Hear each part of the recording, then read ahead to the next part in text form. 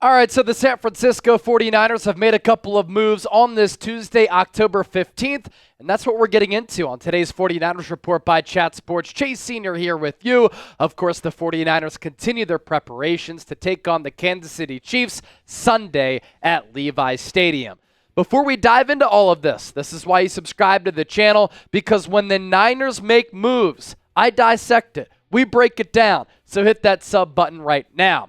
As you do that, let me tell you about this great deal thanks to our friends at PXG, today's sponsor of today's Niners Report. And a lot of us out here, we're always looking to improve our golf game. Hit the ball straighter, hit the ball further, not having to worry about trying to hit everything perfect just to make a good shot. All of it. So I suggest all of you head on over for a fitting at a PXG location and upgrade the clubs in your bag. And if you do that, your golf game is going to improve, but also upgrade your bag with PXG clubs and take your game to a whole new level. For a limited time, you can save $10 per club. All you have to do is go to pxg.com/chat and use the code chat. That's pxg.com/chat. Use the code chat to save $10 per club on your order. pxg.com/chat.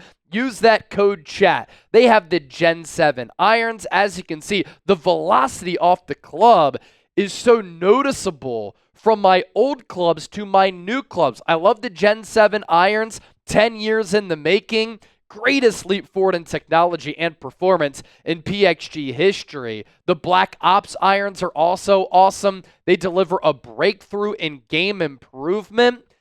And the Black Ops Irons Challenge has had over 1,200 entrants so far, beating the competition in distance or dispersion with a current win rate of 100%. There are the Black Ops Woods, a complete and total victory in engineering. PXG Black Ops Woods feature breakthrough technologies that deliver unreal forgiveness and massive distance gains, even on mishits. And my club fitting at the PXG facility that I went to, incredible. They'll get you set up in front of a golf simulator with an instructor watching all of your swings, and then you get all of this feedback analytically with all of this data from the golf simulator.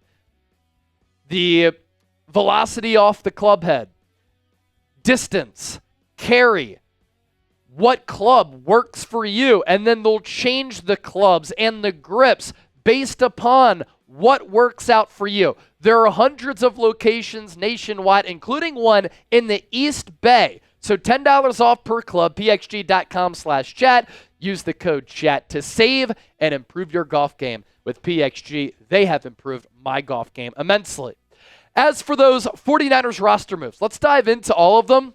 And at the end of the show, I'm going to give you 5 reasons why the San Francisco 49ers can improve their red zone offense. The first move of the day that is going to turn some heads because a lot of you are very familiar with the player. The 49ers have signed safety Adrien Amos to their practice squad due to all of the injuries at the safety position going into this game against Andy Reid and Patrick Mahomes. Amos has a lot of experience throughout his NFL career. He was a 5th-round pick out of Penn State in 2015, drafted by the Chicago Bears. 142 games played throughout his career, which includes 125 starts. With the Green Bay Packers, he was a team captain, so he's very well respected in the locker room by his peers.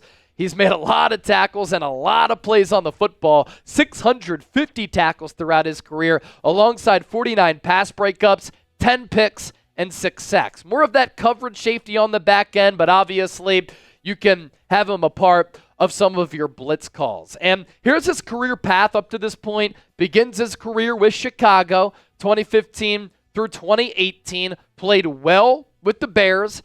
Used that to get a pretty solid contract with the Green Bay Packers. He's with Green Bay during some competitive years from 2019 through 2022. And that 2018 Bears defense, by the way, one of the best in the NFL. He was alongside Eddie Jackson, and he was a first-team All-Pro in 2018. Then those Packers defenses with Aaron Rodgers on the offensive side of the ball were also very solid. Last year, split time between the New York Jets and the Houston Texans, and the Niners we're kind of keeping an eye on the safety market due to the injuries at that safety position prior to coming to the Niners. Adrien Amos was on the Jaguars practice squad. A lot of you are probably wondering, why was this move made? This is a Niners team that has Talanoa Hufanga, Malik Mustafa, Jair Brown, George Odom. Well, Malik Mustafa has a low ankle sprain, so his status for this Chiefs game is unknown. Talanoa Hufanga last week was placed on IR, which means he has to miss at least 4 games in 4 weeks with that wrist injury. Tore a couple of ligaments there. And so that's why the Niners had to make this move. George Odom and Jair Brown will be the starting safety tandem for this Niners defense on Sunday if Malik Mustafa is out, which would be unfortunate because the rookie is a wrecking ball. He plays with his hair on fire, able to make plays all across the yard against the run, against the pass. He had that interception of Geno Smith on the opening drive of the game on Thursday against Seattle. So if he can't play, that's a bummer for sure because you want to continue to see this youth movement and these young players emerge, play well, and have roles for this Niners team. But if Mustafa can't play, it's going to be the Jair Brown and George Odom show, and then the Niners most certainly would activate Adrien Amos to the active roster. It's not ideal to be light at the safety spot, suffering injuries there, going up against the Chiefs when they're coming off a bye because Andy Reid has been so dominant off the bye, and Mahomes' numbers against the Niners throughout his career have been really good, but that's a reason why you bring in a veteran with a lot of experience under his belt. The Niners today also signing a kicker to the practice squad. Anders Carlson has been added to the taxi club with Matthew Wright hurt. Matthew Wright tried to make a tackle on special teams against Seattle, dislocated his shoulder. They popped it back in. Right now, he's day-to-day. He went 3 of 3 against the Seahawks, doesn't have a strong leg, and that's a concern for me both with kicks. They had a low trajectory. They could get blocked, but also with the kickoffs. Niners can't cover the kickoffs. So Matthew Wright, while accurate, doesn't have a strong leg, and we don't know if he's going to be able to play in this game against Kansas City, which is why the Niners are bringing in Carlson, who is the brother of Daniel Carlson, who's one of the top kickers in the game for the Las Vegas Raiders. Anders Carlson is 6'5". He does have a strong leg.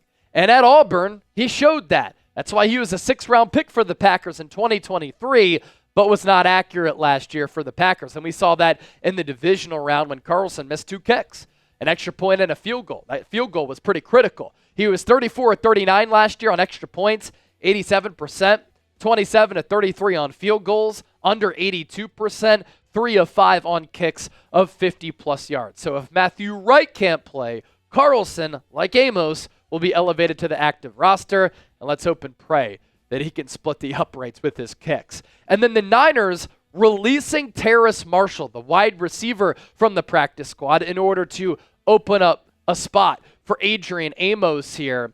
And Marshall is a player who I was intrigued by coming out of LSU.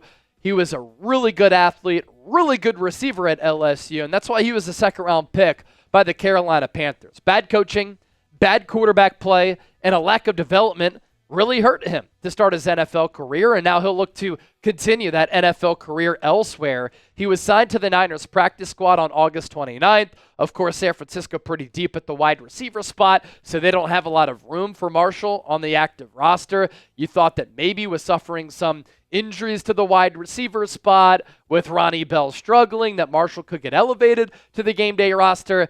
He was never able to make an impact, but a 2nd-round pick at LSU in 2021. He was the top wide receiver recruit in the country his senior year, despite suffering a leg injury his senior year. Then when he went to LSU, he performed very well. Very surprised that the game hasn't been able to translate to the next level. Rookie year, he played 13 games for Carolina, 17 catches for 138 yards. In year 2, a little bit better. He was targeted 47 times for 28 catches and 490 yards. And then in 2023, he's kind of in the doghouse a little bit for the final year of Frank Reich's tenure.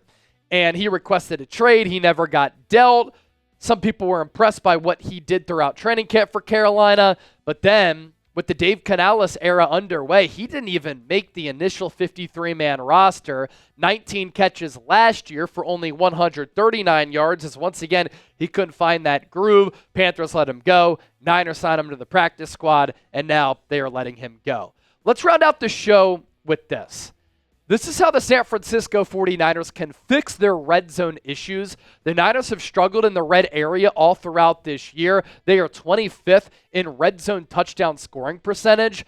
Number one, you have to be able to find success on first down running the ball. The Niners' success rate hasn't been good enough, and San Francisco too often has had minimal gains or they've played behind the sticks.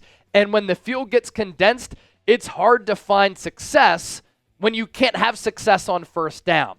Number two, I thought the Niners in the second half against Seattle found some answers in the red zone against Mike McDonald's defense. George Kittle emerged as Brock Purdy's go-to red zone target. He had 2 touchdowns on 2 wonderful throws by Brock Purdy. One to the pylon, one across the middle of the field. Number three, the Niners' pass protection and run blocking has to be better.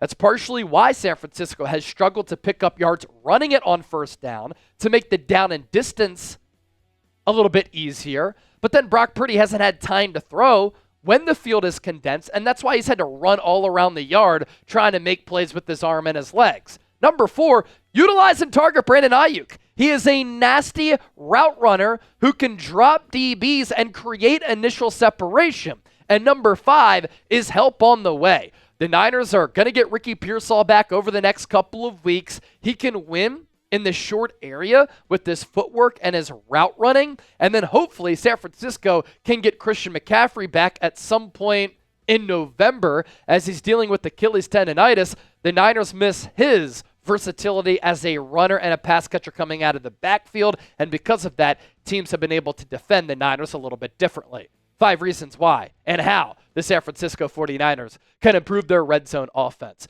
Don't forget to hit that sub button. Whenever the Niners make a move, I have you covered right here on this show. And as always, thanks for watching.